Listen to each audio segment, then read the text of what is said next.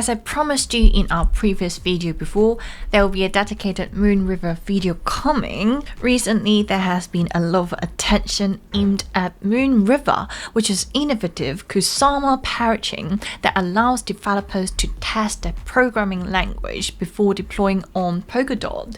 And if you missed out our Polkadot auction update video, make sure you click the link on the top right corner to watch it. So the name Moonriver sounds very promising, but will Moonriver literally bring us to the moon? Well, I promised you after watching this video you have a clearer picture of what it does and why do I believe Moonriver has so much potential, and we'll also be discussing its pros and cons as usual. Well, first thing first, what is Moonriver? Moonriver is a decentralized smart contract platform that is deployed as a sister network of Moonbeam on the Kusama network. Moonbeam is the yet-to-be-released production version of Moonriver living on the Polkadot network. What it means is that Moonriver will do all the testing and experiments on the network first in a simulated real-world economy, make sure everything is okay, nothing crazy going on. Moonriver is an EVM-compatible chain, meaning that any dApps is running on Ethereum could be deployed over here without the crazy gas fees, and also interoperable with all other chains on Kusama. So all these dApps will look and run exactly like their Ethereum counterparts, only enjoying that sweet 6-second block finality and drastically reduced transaction fee. In the future, cross-chain bridges will allow the transfer of wrapped tokens between Ethereum and Kusama, as well as instant deployment of changes made to the base code. Moonbeam and Moonriver will essentially be the same project existing on different blockchains.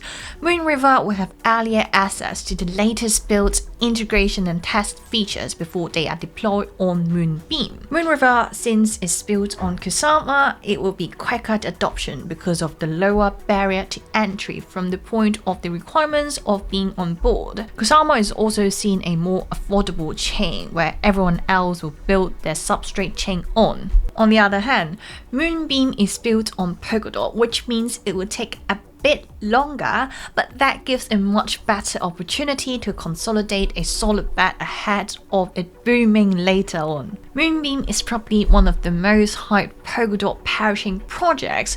Though it didn't win the first slot in the auction, it still managed to secure its second slot. Now, moving on to the tokenomics, like most blockchain ecosystem, the native token of Moonriver, MOVR, is primarily used to pay for transactions or gas fees. It also provides an on-chain governance mechanism that allows users to participate in governance activities like voting for various council members and proposing network updates. It has a genesis supply of 10 million MOVR tokens.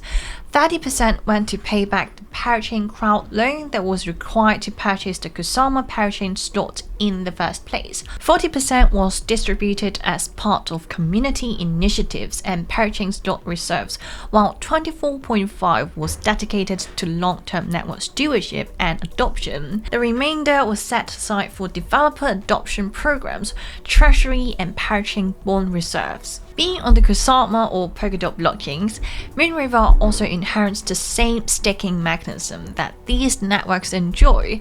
A minimum of 5 MOVR tokens is required for staking to work, with rewards being distributed to both collectors and nominators. A tiny portion of each transaction fee is set aside into the community treasury. This treasury is a rainy day fund that is used to pay for proposals and that have been approved by the governance council. Each network or system within Moonriver will also have its own personalized treasury that allows for easier management and allocation of funds. That's the tokenomics part. As usual, we'll be moving on to the advantages and disadvantages of the platform. First advantage of the platform, well, you wouldn't have guessed it is the tokenomics. Moonriver's tokenomics are particularly strong with a massive focus on decentralization. There's no allocation to the funding team, nor any private sales. No VC neither, and the only way for VC to participate is to get the MOVR tokens in the same way that you and I would. no portion of the supply was sold at a discount before the launch of the token. This means a very clear majority of the MOVR tokens on the network belongs to the community members. This is not very commonly seen in the crypto space. They also have a very healthy dApps ecosystem already with over 100 different applications ranging from DAX, DeFi, stablecoins, wallets, explorers, NFT solutions, and oracles. This suggests to me that they are expanding at a very rapid rate. Another advantage I could think of is since Moonriver is building on Kusama, it may have new features faster than Polkadot, which is good for associated parachains. Moonriver is already running and has value with many dApps onboarding. There could be interesting projects launching on Kusama that don't have a duplicate project on Polkadot. Also, if Kusama grows at a larger pace than Polkadot, that means there will be a bigger demand for Moonriver network as they'll be able to talk to other chains and unlock cross-chain opportunities via Kusama Relay. Things are looking really good for Moonriver, and maybe that's why Wallet Investor and Gulf Capital both predicted that the MOVR token will go over $6,000 in a 1-year time frame. Well, of course, it's speculative and not financial advice. Moving on to the disadvantages of the platform. While this may be reaching a little, one disadvantage of Moonriver is to do with how the project is selected to be a parachain in the first place.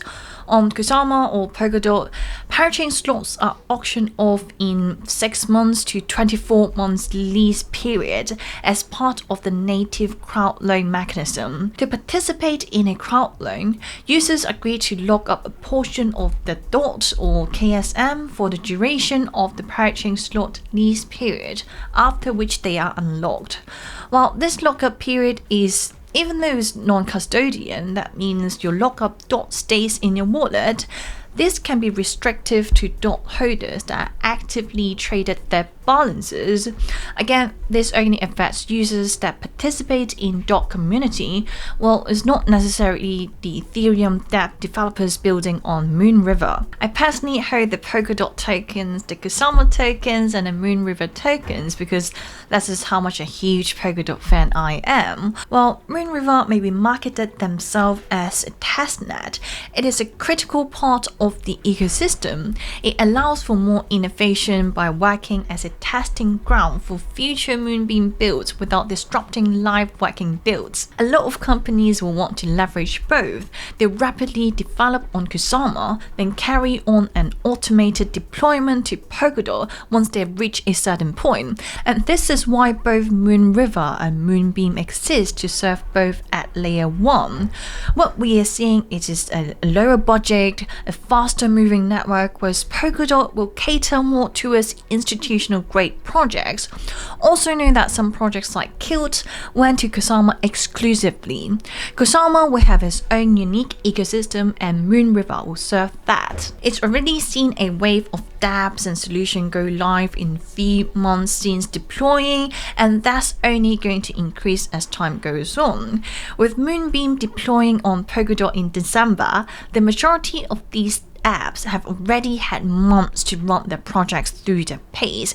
It makes sense that many of these applications will have no trouble switching over to the mainnet on day 1, and I'll definitely keeping my eye on this one. Well, there you have it. A quick overview of Moonriver and Moonbeam.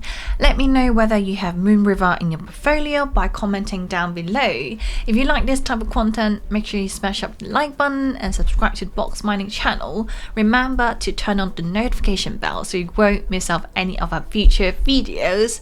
If you want more regular updates from me, follow me on Instagram and Twitter, and I'll see you guys very soon.